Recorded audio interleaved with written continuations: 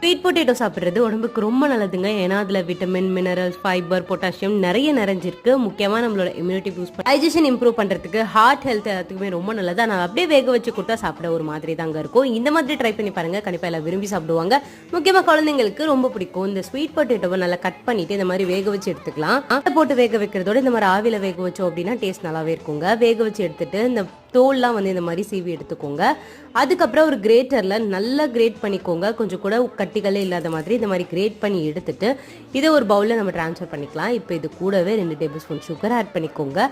கொஞ்சமாக தேங்காய் திருவல் ஆட் பண்ணிக்கோங்க. ஏன்னா இது ரொம்ப மஸ்ட்டுங்க. இது போட்டால் தான் செம்ம டேஸ்ட்டாக இருக்கும்.